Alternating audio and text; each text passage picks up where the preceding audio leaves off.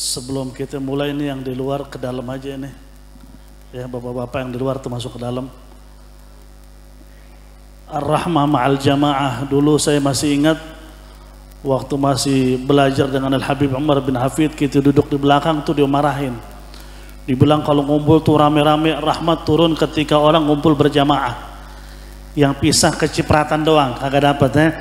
Masuk biar rame dalam masjid. Assalamualaikum warahmatullahi wabarakatuh.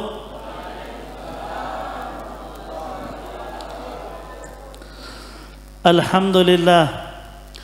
Alhamdulillahilladzi hadana bi'abdihil mukhtari man da'ana ilaihi bil idzni wa qad nadana labbaika ya man dallana wa hadana.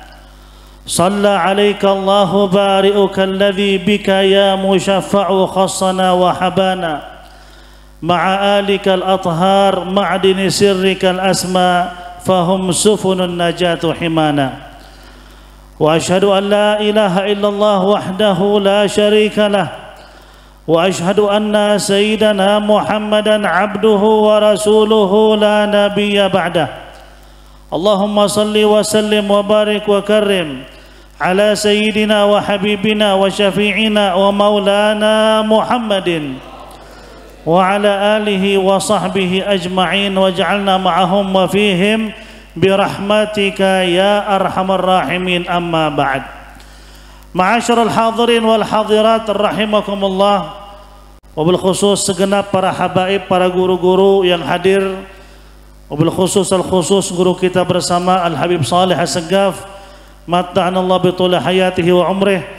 Dan juga di sini alhamdulillah ada kiai kita bersama, guru kita bersama Kiai Wahyudi, yang kita doakan juga panjang umur, sehat wal afiat, dan segenap pengurus dari Masjid Hidayatul Rahim yang mudah-mudahan sesuai dengan namanya, yaitu petunjuk Allah yang Maha Penyayang. Insyaallah kita semua diberikan petunjuk oleh Allah Subhanahu wa taala. Dan para tokoh-tokoh masyarakat yang tidak saya sebut namanya satu persatu, tapi mudah-mudahan hadirnya kita pada malam ini insyaallah menjadi sebab kita semua diberikan panjang umur oleh Allah Subhanahu wa taala, diberkahkan rezeki kita oleh Allah Subhanahu wa taala, dan mudah-mudahan yang sakit diangkat penyakitnya, dan insyaallah kita punya anak menjadi anak yang saleh dan salihah. Dan insyaallah kita ketika dipanggil dalam keadaan husnul khatimah. Amin ya rabbal alamin. Bicara soal maulid Rasulullah, emang di mana-mana orang bikin maulid Nabi. Cuman banyak orang kagak tahu kedudukan Nabi Muhammad. Kita nganggap maulid itu kayak hal biasa. Baca maulid, ceramah, selesai. Kita nggak tahu keagungan Nabi Muhammad sallallahu alaihi wasallam. Seorang ulama, seorang wali Allah yang bernama Abu Yazid Al-Bustami. Beliau ini dalam sejarahnya mimpi Nabi itu bisa dikatakan setiap hari. Setiap hari mimpi Nabi Muhammad. Cuman tiba-tiba Abu Yazid Al-Bustami ini minta kepada Allah pas sholat tahajud, ya Allah, tunjukkanlah kepadaku sosok Nabi Muhammad yang sebenarnya. Yang kita lihat kan manusia seperti kita, hakikat Nabi Muhammad kita nggak tahu. Sehingga Abu Yazid Al-Bustami berharap ketemu Nabi dengan sosok aslinya. Dia tidur mimpi berjumpa dengan bidadari.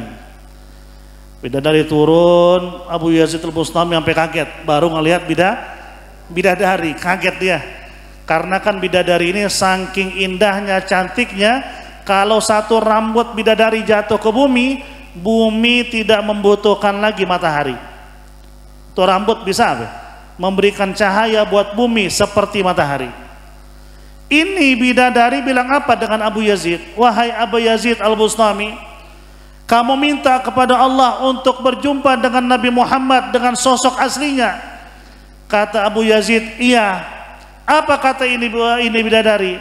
Wahai Abu Yazid, untuk melihat sosok Nabi Muhammad yang sesungguhnya itu ada 1000 lapisan cahaya. Ingat, ada 1000 lapisan cahaya. Satu cahaya saja, kalau sedikit aja setitik dari cahaya tersebut Allah tunjukkan kepada kamu, wahai Abi Yazid, kamu akan hancur lebur. Gimana 1000? Jadi kita ini bicara Nabi Muhammad, kita nggak tahu kedudukan Nabi Muhammad. Jangan sampai Nabi Muhammad hanya di mulut, hati-hati. Jangan sampai Nabi Muhammad hanya di mulut. Cintailah Nabi Muhammad dengan hati dan jiwa. Sebagaimana harus kita ingat, nanti begitu terjadi hari kiamat, itu hari maulid Nabi terbesar pada hari kiamat. Ketika terjadi hari kiamat, itu maulid Nabi terbesar pada hari kiamat. Kenapa? Coba buka Sahih Al-Bukhari. Ada bab judulnya Babus Syafa'ah. Ini cerita tentang syafaat Nabi. Nanti kita semua nih, semua manusia dari zaman Nabi Adam sampai hari kiamat, kita semua datang ke Nabi Adam. Minta apa? Wahai Adam, selamatkan kami ini anak-anakmu. Apa kata Nabi Adam? Saya pun punya salah. Saya makan dari buah yang dilarang oleh Allah. Buah apa itu? Salah. Sampai bilang emang ada bohol di? Nggak ada dalam surga bohol dia. Itu cuman istilah ungkapan iblis sebenarnya itu. Ungkapan iblis ngomong sama Nabi Adam, kalau kamu makan ini buah, kamu akan khalidan fil jannah, kamu akan tetap di surga. Khalidan diambil jadi khuldi. Orang kita biar gampang hafalnya buah apa? Buah khuldi, buah kekal maksudnya. Sehingga Nabi Adam bilang apa? Cari orang lain. Kita datang ke Nabi siapa? Nabi Idris, Nabi Nuh, Nabi Ibrahim, Nabi Musa, Nabi Isa, semua angkat tangan. Semua bilang nafsi, nafsi fadhhab ila ghairi. Seram dalam keadaan hari kiamat tersebut. Matahari di atas kepala satu jengkal. Semua ketakutan. Semua para nabi ketakutan. Kita datang ke Nabi Muhammad. Semua nih, kafir maupun Muslim, syafaat terbesar Nabi bukan buat orang Islam doang ya, orang kafir pun dapat syafaat saat itu. Kita datang ke Nabi Muhammad, kita bilang ke Nabi, minta syafaat. Apakah Nabi nolak? Apakah Nabi bilang saya pun ketakutan? Nabi nggak jawab seperti itu, tapi jawaban Nabi beda dengan nabi-nabi yang lain. Apa kata Nabi? Ana laha, aku akan bantu. Di situ Nabi Muhammad sujud. Begitu sujud, apa kata Allah? Ya Muhammad, irfa' ra'sak sal tu'ta, isfa' tusyafa'. Wahai Muhammad, angkat kepalamu. Apa yang kamu mau? Berikan syafaat ke siapapun, aku akan berikan wahai Muhammad. Di situ Nabi Muhammad ngasih syafaat buat kita semua. Artinya hari kiamat saja, padang mahsyar saja, itu hari perayaan Nabi Muhammad. Allah ingin nunjukin kedudukan Nabi Muhammad di semua manusia, termasuk orang kafir yang gak beriman kepada Nabi Muhammad. Saat itu mereka menyesal. Apalagi kita nih sebagai umat Nabi yang ngaku cinta di mulut, hati kagak. Nyeselnya kayak gimana itu? Yang kafir aja nyesel, apalagi yang muslim yang cuma ngaku-ngaku Islam doang. Makanya di situ kalau kita hadir maulid, hadirkanlah hati, jiwa kita, dan agungkanlah Nabi Muhammad dengan hati kita. Rasul harus agung di hati, hati-hati. Orang yang selamat di hari kiamat siapa mereka? Siapa mereka? Al-mar'u ma'aman ahab. Orang akan dibangkitkan bersama mereka-mereka yang ia cintai. Cinta Nabi, insya Allah bersama Nabi Muhammad sallallahu alaihi wasallam. Makanya di sini saya mau tanya dengan yang hadir nih, kita cinta Nabi apa kagak nih? Jujur nih, ibu-ibu juga nih, kita cinta Nabi Muhammad atau tidak? Yang jawab cuma 2 orang. Berarti sih saya kagak cinta ini sebenarnya. Cinta Nabi Muhammad atau enggak kita nih? Benar. Kalau benar cinta Nabi Muhammad, saya mau tanya dengan hadir dan jawab jujur. Dalam sehari antum salawat ke Nabi berapa kali? Oh cakep ini, berarti 1 orang nih. Yang sisa 1000, cakep. Ada lagi gak? Jujur tapi ini bukan bohong ya. Kita rata-rata salawat ke Nabi dalam sehari cuma 5 kali. Itu rata-rata.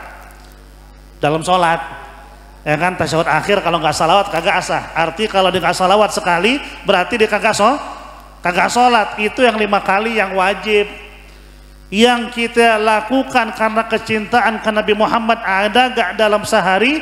Minimal 100 kali. Coba mulai sekarang deh, mulai sekarang janji akan salawat ke Nabi dalam sehari minimal 100 kali. Dicicil. Kita kadang-kadang dengar 100 apa? Udah pusing aja. Kalau duit ya 100 nggak pusing. Giliran salawat pusing. Padahal itu salah satu cara terbaik untuk kita dapat syafaat baginda Rasulullah. Aqrabakum minni manzilal yaumal qiyamati aktsarukum alayya shalah. Orang yang paling dekat denganku di hari kiamat, kata Nabi. Siapa mereka? Yang banyak sholat? Bukan. Yang banyak puasa? Bukan. Yang paling banyak bersalawat. Banyakin salawat ke Nabi. Minimal sehari 100. Masa kalah dengan perempuan? Ini diceritain kita oleh Habib Umar bin Hafid waktu kita masih belajar. Beliau cerita di tahun 90-an ada ibu-ibu itu pergi haji atau umrah, saya lupa cerita aslinya, haji atau umrah. Lagi tawaf, ini ibu-ibu nangis di hadapan Ka'bah. Nangis luar biasa. Sampai-sampai ada ulama dari Syria, dari Syam, nyamperin ini ibu-ibu nanya, "Bu, kenapa nangis, Bu?" Diam aja nih, Bu. "Ibu kehilangan rombongan?" "Enggak, Pak." "Ibu kehilangan duit?" "Enggak, Pak." "Ibu kehilangan suami atau anak?" "Enggak, Pak." "Terus ibu kenapa nangis?" Kata ini ibu, "Saya lebih dari 3 hari nggak mimpi Rasulullah. Lebih dari 3 hari nggak mimpi Rasulullah." Dia nangis merintih di hadapan Ka'bah. Ini ulama Syria nih bingung.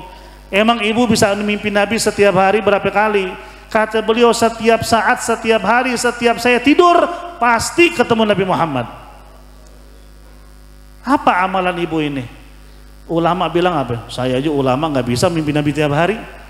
Amalan ibu apaan? Kata ini ibu, saya bersalawat ke Nabi dalam sehari 15.000 kali. 15.000 kali ibu-ibu salawat ke Nabi Muhammad. Kita 100 nggak pernah, 15.000 ibu-ibu kalah kita sama ibu-ibu. Maka di situ cobalah tingkatkan kecintaan kita ke Nabi. Karena tanda orang kalau cinta, man ahabba syai'an aktsara min dzikrih. Itu pepatah itu. Siapa yang cinta dengan sesuatu pasti akan sering-sering menyebut namanya. Nah mungkin ya yang udah pada nikah nih zaman jahiliyah dulu waktu pacaran. Ngelihat genteng pacarnya aja udah indah banget tuh gentengnya. Padahal di situ ada apa? Ada tai burung itu genteng, udah indah aja tuh genteng dah. Kenapa? Di dalam rumah ada sosok wanita yang dicintai. Sejauh mana cinta kita ke Nabi Muhammad? Sebanyak apa kita nyebut Nabi Muhammad sebagai tanda cinta ke Nabi Muhammad? Maka mulai sekarang banyakin salawat minimal sehari 100 kali. Itu tanda cinta. Kedua tanda cinta kita ke Nabi, al-ittiba. Apa itu ittiba? Ikutin Nabi Muhammad. Allah berfirman, "Qul in kuntum tuhibbunallaha fattabi'uni yuhibbukum Allah." Katakanlah wahai Muhammad kepada umatmu, jika kalian cinta kepada Allah, maka syaratnya satu, harus ikutin Nabi Muhammad. Baru Allah cinta. Syarat cinta kepada kita dan Allah nih, syaratnya kita harus ikutin Nabi Muhammad. Dalam hal yang biasa aja lah, nggak usah yang ribet-ribet. Kayak kita sekarang disediain air minum, ada kue-kue. Kita kan makan pakai tangan kanan, minum angkat gelas pakai tangan kanan. Itu sambil kita lakuin, sambil kita istisyarga, sambil kita tanam nggak di hati. Saya begini ngikutin Nabi Muhammad. Saya makan dengan tangan kanan ikutin Nabi Muhammad. Saya masuk ke masjid dengan kaki kanan ikut Nabi Muhammad. Saya keluar dengan kaki kiri ikut Nabi Muhammad. Jarang kita mikir begitu. Kita jadikan biasa aja, pokoknya setiap hari makan pakai tangan kanan, minum pakai tangan kanan, tapi nggak pernah disandarkan ke Nabi Muhammad. Coba mulai sekarang hal-hal sepele aja begitu dah, yang kita anggap sehari-hari, kaitkan dengan Nabi Muhammad. Itu insya Allah orang yang semacam itu, kata guru-guru kita, itu cepat mimpi Nabi Muhammad. Dikit-dikit Nabi, dikit-dikit Nabi. Saya makan pakai tangan kanan, Nabi pakai tangan kanan. Saya keluar dari masjid pakai kaki kiri, Nabi pakai kaki kiri. Semua dikaitkan dengan Nabi Muhammad. Coba al-ittiba, ikutin Nabi dengan sebaik-baiknya. Walaupun dalam hal yang kita anggap sepele, masalah makan, minum, tidur, semua kita kaitkan dengan Nabi Muhammad. Itu yang kedua, kalau kita cinta. Yang ketiga, yaitu apa? Banyak-banyak kita ini ungkapkan rasa kangen kepada Allah tentang Nabi Muhammad. Kita minta sama Allah, bilang sama Allah, ya Allah, saya kangen ke Nabi Muhammad. Asyauq li liqaihi. Kita harus punya hati yang selalu kangen kepengen ketemu Nabi. Minimal setiap mau tidur, coba deh. Setiap mau tidur minta, ya Allah, mudah-mudahan bisa ketemu Nabi. Coba minta begitu. Karena kalau ente bisa mimpi Nabi sekali aja, itu anugerah besar dari Allah. Man ra'ani fil manam fasayarani fil yaqadhah. Siapa yang berjumpa denganku dalam mimpinya akan berjumpa denganku dalam keadaan terjaga. Terjaga maksudnya gimana? Ada ulama bilang terjaga begini bisa aja, karena dia mimpi Nabi, tiba-tiba Nabi hadir, dia ngeliat, bisa. Ada ulama bilang ketika sakaratul maut Nabi hadir, dia bisa ngucapin 2 kalimat syahadat. Jadi anugerah besar dari Allah bisa mimpi Nabi. Kita lebih sering mimpi setan daripada mimpi Nabi. Benar kagak? Yang laki mimpi perempuan mulu, yang perempuan mimpi laki mulu. Jarang mimpi Rasulullah. Coba kita punya syok, kecintaan dan kangen, tingkatkan. Minimal setiap mau tidur ingat itu dah. Karena kita harus tahu sahabat Nabi. Sahabat Nabi pernah ditanya, jikalau kalian ini disuruh milih hidup di dunia ketemu Nabi, tapi masuk surga nggak ketemu Nabi, pilih yang mana? Kata sahabat, kita pilih tetap hidup di dunia dengan Nabi daripada masuk surga nggak ketemu Nabi. Begitu sahabat Nabi. Sebagaimana ada seorang sahabat, saya lupa namanya, Abdullah bin Anis kalau nggak salah ya, kalau nggak salah namanya. Ini sahabat pernah di sandra dengan orang kafir. Ibnu Duthna namanya. Disandra oleh orang kafir, begitu mau dipancung, orang kafir bilang apa? Kalau Anda ingin hidup, Anda pulang, bawa Nabi kemari, Muhammad kemari. Ganti kepala. Muhammad kita pancung, lo pulang selamat. Kira-kira kalau kita posisi Ibnu Duthna gimana itu? Pedang depan muka kita nih. Lu mau selamat gak? Muhammad bawa kemari, lu kita lepas. Apa kata Ibnu Duthna? Lihat, dengan begitu cintanya ke Nabi Muhammad, apa kata beliau? Demi Allah, kalau sekarang Nabi Muhammad dalam rumahnya kakinya kena duri, saya kagak redo. Kalau Nabi sekarang dalam rumah kakinya kena duri, saya kagak redo. Apalagi Nabi dibawa ke sini, nggak mungkin. Udah pancung aja dah. Dipancung karena kecintaannya ke Nabi. Gimana tuh sahabat Nabi Muhammad? Mereka cuma cinta luar biasa ke Nabi Muhammad. Itulah makanya harus banyak syok, sering-sering minta sama Allah bisa jumpa dengan Rasulullah. Sungguh kita akan menyesal kalau nggak bisa ketemu Nabi. Minimal dalam mimpi dah. Makanya Al-Habib Ali bin Muhammad bin Husain Al-Habsyi, sahib Maulid Simtud Durar, beliau pernah ditanya oleh putrinya, anak perempuannya nanya, kalau bahasa kita nih, ya gimana sih cara bisa mimpi Nabi? Ada gak amalan bisa mimpi Nabi? Apa jawaban Habib Ali Habsyi? Kata beliau, nggak ada amalan khusus nak. Cuman kalau sudah Nabi kangen dengan kita, pasti kita mimpi. Kalau Nabi kangen dengan kita, pasti kita mimpi. Nah, masalahnya gimana bisa bikin Nabi kangen? Banyakin salawat, banyakin ikutin Nabi, dikit-dikit ingat Nabi, itu bikin Rasulullah kangen. Kalau Nabi sudah kangen, insya Allah Anda bisa berjumpa dengan Nabi dalam mimpi. Minimal mimpi dulu dah. Dalam keadaan terjaga, masih belum siap gitu, bisa pingsan gitu. Makanya jangan anggap khurafat. Ini banyak orang sekarang teriak-teriak di media sosial nih, kalau di aswaja mah suruh belajar lagi, kalau di bukan aswaja mah wajar ya. Kalau ada orang bilang mimpi Nabi atau ketemu Nabi langsung dianggap itu khurafat atau dongeng, suruh belajar lagi. Imam As-Suyuti yang punya tafsir Al-Jalalain, beliau ketemu Nabi secara langsung lebih dari 70 kali. Imam Ar-Rifai, beliau ketika pergi haji di hadapan makam Nabi Muhammad, dia ngucapin syair begitu luar biasa indahnya, keluar tangan Nabi dari makam yang ngelihat 2000 orang lebih. Dan ini cerita dari mulut ulama ke ulama, kita dengar ulama-ulama besar yang cerita, terus Anda bilang itu dongeng. Karena kita nggak sampai ke situ, hati kita masih kotor, kita anggap hal-hal semacam itu apa? Dongeng. Kita nggak ngerti ilmunya. Kalau ngerti ilmunya pasti kita nggak akan bilang itu dongeng. Contoh paling gampang, orang bunuh anak kecil, pasti orang menganggap tuh orang gimana? Itu ngeliat orang bunuh anak kecil, itu pasti menganggap tuh orang bersalah atau tidak? Itu ngeliat orang dibunuh anak kecil, bersalah gak? Nah, yang terjadi Nabi Khidir gimana itu? Ngebunuh anak kecil di depan Nabi Musa. Kenapa nggak bersalah saat itu? Karena ada hikmah dan ilmunya. Mungkin menganggap orang lain itu menganggap ya salah, tapi itu ada hikmah dari Allah di belakangnya. Makanya sebelum Anda teriak khurafat, sebelum teriak itu khayalan, coba belajar dulu dah, biar ente benar-benar paham kenapa para ulama cerita hal-hal semacam itu. Makanya kalau ada orang yang aswaja begitu, dipertanyakan aswajanya, jangan-jangan cuma pura-pura aswaja. Maka disitulah coba tingkatkan kecintaan ke Nabi Muhammad. Ini momen ini, hadir maulid, keluar dari majelis maulid, coba janji akan 100 kali bersalawat ke Nabi sehari. Janji akan ikutan Nabi minimal dalam makan dan minum kita. Janji akan selalu setiap mau tidur minta kepada Allah untuk bisa mimpi Nabi Muhammad. Satu lagi terakhir.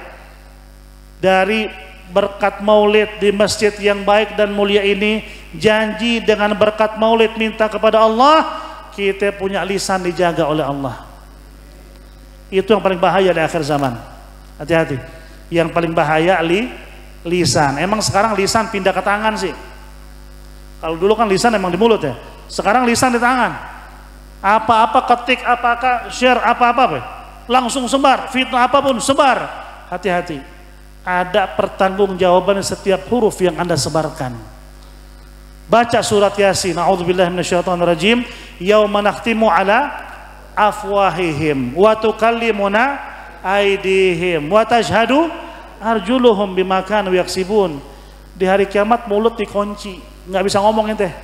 Terus yang ngomong apaan ya Allah? Tangannya yang ngomong. Allah buktiin tuh. Sekarang di dunianya tangan ngomong. Dikit-dikit ketik, itu kan tangan bicara itu. Itu Allah buktikan di hari kiamat justru tangan akan ngeluarin suara. Jangan apa-apa fitnah langsung disebarkan, hati-hati. Maka kata Nabi, man kana yu'minu billahi wal yaumil akhir falyaqul khairan aw liyasmut. Kalau Anda beriman kepada Allah dan hari akhir, kata Nabi, maka berkatalah yang baik atau lebih baik diam. As-samt itu apa? Salamah. Orang yang banyak diam akan selamat. Hati-hati, ini fitnah macam-macam. Fitnah macam-macam.